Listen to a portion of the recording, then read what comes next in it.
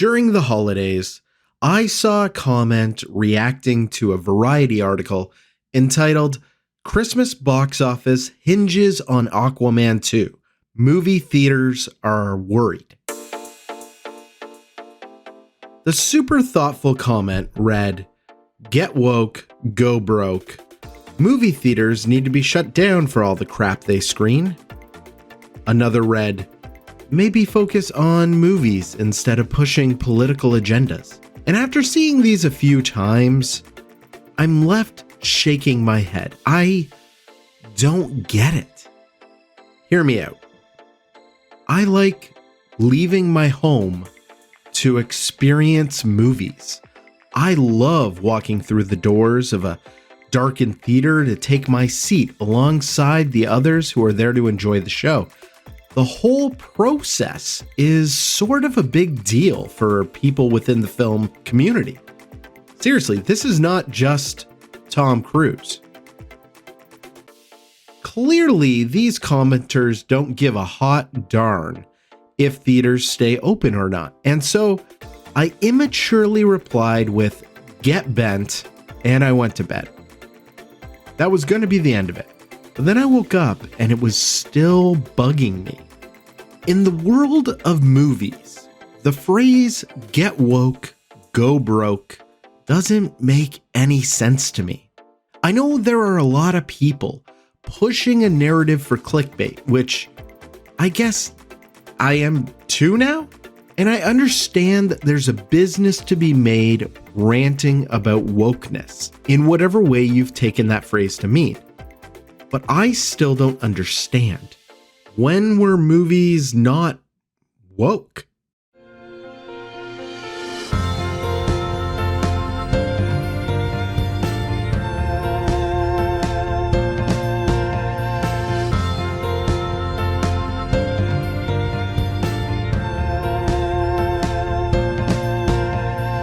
Welcome to Another Lens. My name's Jay Kennedy, and I like movies. On this show, I'd like to explore what's happening today in the world of film, dive into Hollywood's short history, and share with you my thoughts about what's rattling around in my head when it comes to movies. So if you'll join me, grab a hot cup, get comfy, and let's take a look from another lens. Let's break down the science here. The definition of woke, according to the Oxford Dictionary, is alert to racial or social discrimination and injustice. In essence, woke is about treating people equally and understanding that the world does need to change in order to accommodate that. Look, I hate to be the bearer of bad news, but these political themes are kind of the guiding focus of Hollywood filmmaking. Any piece of art is political in nature. There is a message whether or not you can discern it during your viewing. And sometimes that drives me crazy too. I just realized that the moment the hobbits are back in the Shire, having a drink at that pub, that would have been how Tolkien felt after the Great War and not being able to talk about it because it wasn't socially acceptable. And so the hobbits sit quietly with their friends they went to war with, raising their glasses in a solemn acknowledgement of their collective trauma. Yeah. Now the end of The Lord of the Rings has even more layers. If you're missing the message, perhaps that relates to your age or how many films you've taken in over the course of your lifetime. And to be clear, it's not bad to enjoy a popcorn chewer without taking home a piece of the message. But just because you had a fun time at the horror slasher and missed that Jason Voorhees is literally chopping up the people who aren't adhering to super rigid societal values, it doesn't mean that the message isn't still there. The narrative from some voices are that anything with a person of color in a leading role, or anything with a woman in a leading role, hell, anything with a left-leaning political idea is woke. So if that's the case, here are some other films that happen to be woke. Avatar. The film comes right out and says, climate change is real and people are at the root of it. Avengers Endgame. There's a scene celebrating all of the diverse people, men and women, of the MCU who are more powerful against a common foe than when Captain America stands alone by himself. And Captain America embraces these people. Sidebar, for those saying the montage moments in this battle are pandering, they're ripped directly out of the pages of these comic books, man. You should see some of the massive double-page panel art that showcases all the people of color or all of the women together. It's a constant in the comics, and the on-screen adaptations are just reflecting the source material. Avatar: The Way of Water. Our oceans are dying because of human greed and climate change. Titanic. The caste system stands against equality, and it's wrong and hurts oppressed people. Star Wars: The Force Awakens. An oppressive universal force radicalizes a man, influencing him to murder billions of people, and a small band of diverse rebels try to stand in the authoritative power's way. These 5 films also happen to be the top grossing films of all time, racking in a collective $12 billion. And with the exception of Titanic, they're all a part of a larger franchise that makes even more money. But Jay, these movies, they're like fairly recent. Okay, I'll bite. So the highest grossing film of the 1980s was actually about a little boy and a new friend. The movie was E.T. the Extraterrestrial. E.T. is a film about friendship and togetherness, but it certainly doesn't shy away from sharing political ideas about government authority and overreach. The film depicts the faceless government agents with increasing menace, and the darkest points in the film are when the federal scientists capture the alien. Spielberg's E.T. wrangled $435 million. But let's go even further back to the swell days of the 1960s. The biggest moneymaker that decade was easily The Sound of Music, earning a whopping $139 million. It's set against the backdrop of the rise of the Nazi regime in Austria. Captain Trapp is anti-Nazi, and so they must flee due to their refusal to embrace this new ideology. So while The Sound of Music is actually a film with nostalgic songs and an amazing romance, its actual theme is about resistance and defiance. In fact, Maria is constantly resisting what she sees as injustice and tries to find a different way to make a difference. That's because Maria's woke as all get out, guys. Okay, maybe I'm just crazy. Surely if we go even further back, we'll find that these political ideas aren't in the most popular money-making art that we so enjoy. After all, so many movies about war were made after the Allies won in 1945, so let's go all the way back to the beginning of film's history. In 1915, The Birth of a Nation was released. It was the highest grossing feature film of the 1910s and made $16 million. Brought to the screen before the advent of sound, this silent film was directed by D.W. Griffith, and it was based on the novel The Klansman by Thomas Dixon Jr. The film romanticizes the antebellum South and seeks to idealize the Confederacy and downplay the role of slavery in the American Civil War. The movie glorifies the rise of the Ku Klux Klan and depicts a world full of dangerous black people who should be lynched. It's a tremendously difficult film to watch today, but even when looking at it through the lens of the 1910s, you can see that the filmmakers are afraid of social change and looking for someone to blame for their worries. And in this case, it's a man wearing blackface while the hooded cavalry swoop in as heroes to murder him. I'm grossed out to imagine how the top grossing film of the decade must have contributed to racist ideologies. But today, it's a snapshot of the racism of America over 100 years ago, and opens a discussion about what has changed and how far we still have to go. I'll reiterate this one more time. This was the highest grossing film of the entire decade. People chose to spend their money time and again on this film. In fact, every single highest grossing picture from every decade has a political agenda. The Big Parade from the 1920s was an anti-war film.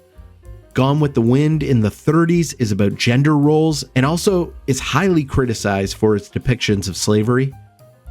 Bambi in the 40s is about man's impact on nature, and the film really helped promote conservation at one point in history. The Ten Commandments in the 50s is about tyranny and oppression, with our main character invoking God to let his people go, release them from slavery. Star Wars in the 70s is about rebel fighters pushing back against an oppressive regime. And we already talked about Titanic, Avatar, and Avengers Endgame in their respective decades. So why don't we take a peek at last year's top 3 movies of the year, since that's where a lot of the woke targeting has been focused. The third highest grossing film of the year is Christopher Nolan's Oppenheimer with $952 million at the box office. Oppenheimer is a biopic about a man pushing back against McCarthyism. Just a very divisive and political time in history. Robert Oppenheimer was also an inventor, creating an incredibly scary thing with the power of science and immediately regretting that they used the thing he created. He spends the rest of his life trying to safeguard the thing he kind of wishes he could undo. In 2023, that invention mirrored the fear of artificial intelligence and the dangers that it poses on the world. There are already similes to the invention of OpenAI, with ChatGPT creator Sam Altman asking for regulation. But ultimately, Oppenheimer is a movie about believing in science, and it's shot and delivered in a way that makes science cool. Last year, a film that disregards alternative facts may actually be considered woke, but it made a ton of money. The second highest grossing movie is the Super Mario Bros. Movie with $1.3 billion. This animated family movie is mainly about nostalgia, working in Nintendo references for parents of kids coming to see the show. Nintendo being a massive corporation looking to get into the movie game in order to make more money off your nostalgia for them quote-unquote better days. But it's also about an outsider who is immediately accepted by a people not his own while looking for his brother. Turns out that Bowser has invaded sovereign nations, taken many hostages, including Mario's brother, all in a swing vote to get married to a lady who has not given him her consent. The Super Mario Bros. Movie is weird. But ultimately, it's about an oppressive power that is pushed back by the remaining worlds. These very diverse worlds work together and put away their differences, which is essentially equality. It made a butt ton of money. And then finally, the most quote-unquote woke film of the year, Barbie. Barbie is the biggest grossing film that Warner Brothers has ever released, period, with a capital P. It made $1.4 billion worldwide, and to say that this film has themes that challenge our society is an understatement.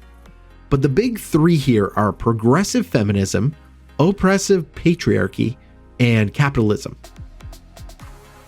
These are the big themes explored in Barbie, and it's a really good time. This is the one that some angry people in the film community won't even see, which always makes my eyes roll into the back of my head. If you're interested in following what's happening in the film industry, how do you avoid the flick that's taking home all of the money? Even if you don't like the film, you can't say that's not super interesting. So where's the go broke of all these commenters' arguments?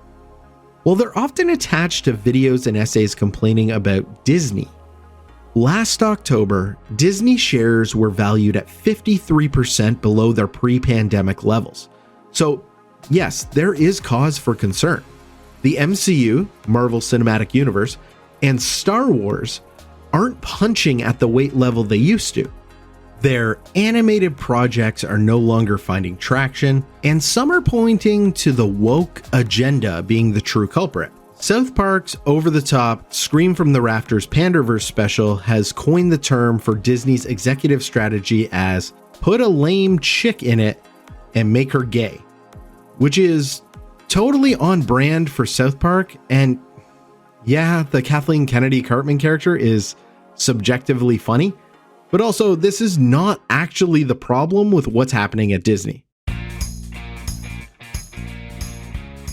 Something that should be considered in the discussion is these already insanely high blockbuster budgets yielding smaller returns.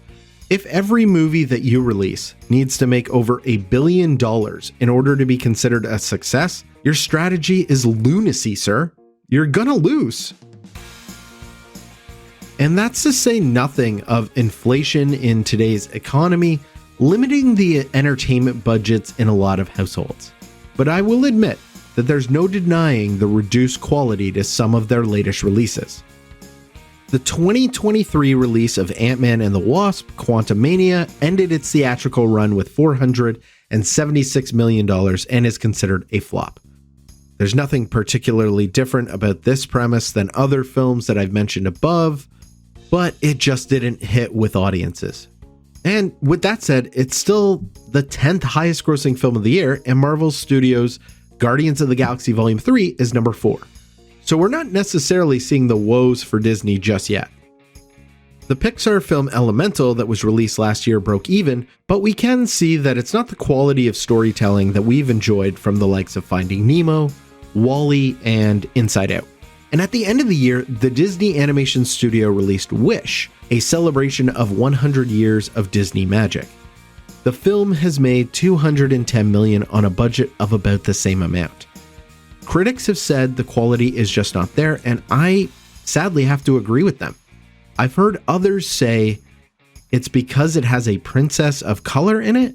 I don't really buy that argument. I guess we're just forgetting that Moana is a thing, a beloved new Disney story that made $687 million on a budget of $175.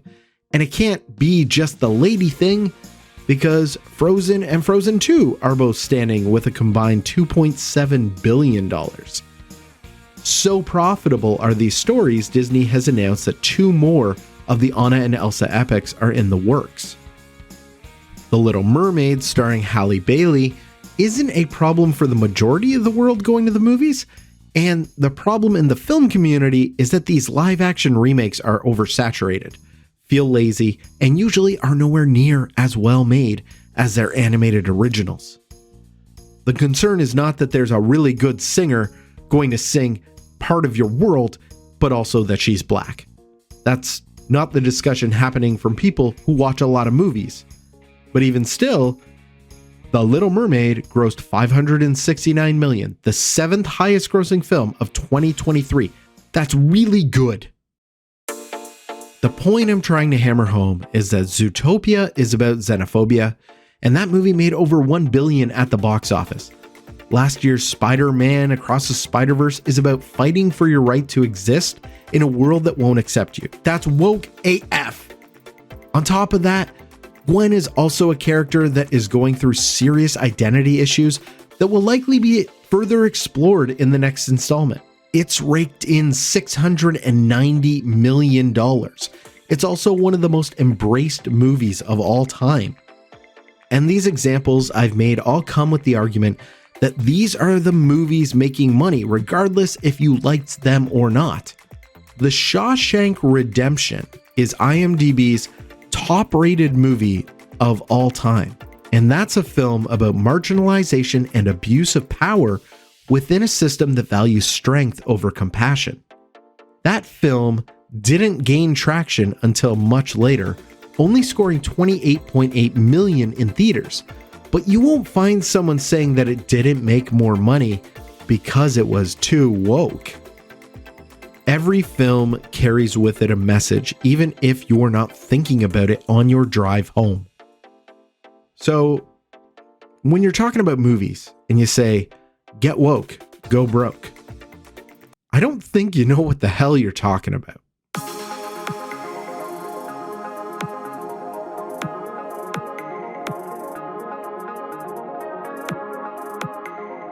I really appreciate you sticking through to the end. Reach out to me anytime at j.kennedy@outlook.com.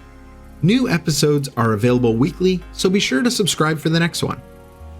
I'm Jay Kennedy, and you've been listening to Another Lens. The show will be back soon with another perspective.